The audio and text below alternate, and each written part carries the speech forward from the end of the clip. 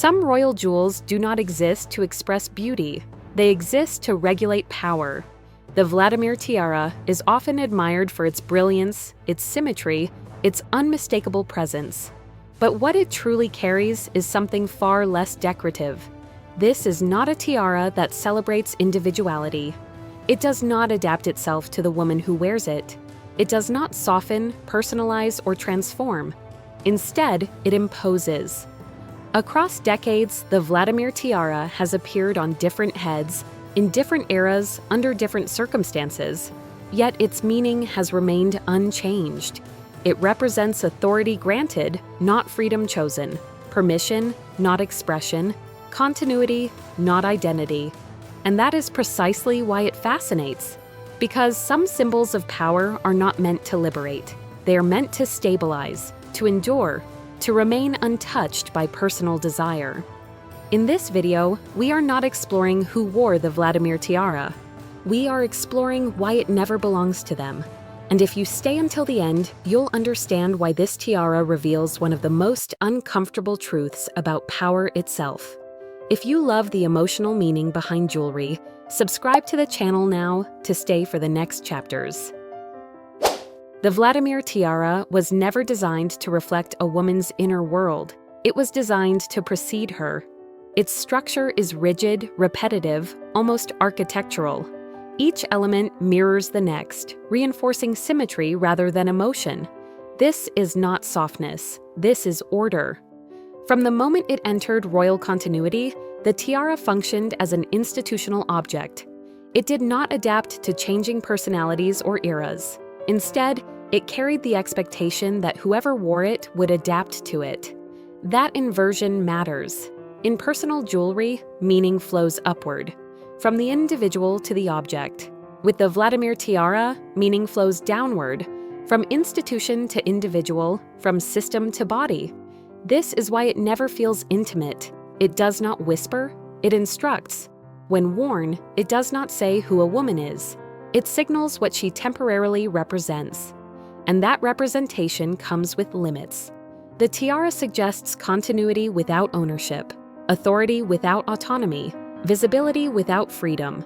It is power that can be granted, displayed, and withdrawn, without explanation. This is the first quiet truth the Vladimir Tiara reveals. Power does not need to belong to be effective. It only needs to be recognized. And recognition, once established, is far stronger than choice. Permission is not freedom.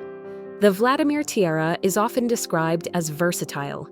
Its detachable elements allow it to appear with pearls, with emeralds, or in a more restrained form. At first glance, this suggests flexibility. But flexibility of form is not the same as freedom of meaning. The choice is aesthetic, not symbolic.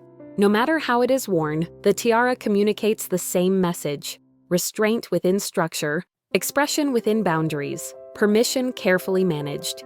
This distinction is essential. Freedom implies authorship. Permission implies oversight. The Vladimir Tiara exists entirely within permission. It appears when sanctioned. It disappears when discretion is required. Its presence is never accidental, and its absence is never explained. This is not neglect, it is control.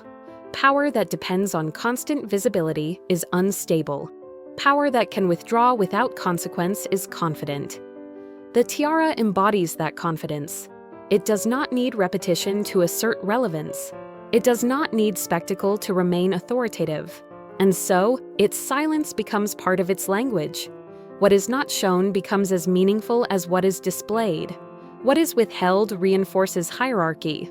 Here lies the second truth. Freedom expresses desire. Power regulates it. The Vladimir Tiara does not liberate the woman who wears it. It situates her, precisely, temporarily, and without negotiation. Legacy without ownership. Perhaps the most revealing aspect of the Vladimir Tiara is this. It survives every individual who wears it without absorbing any of them. It does not carry emotional residue.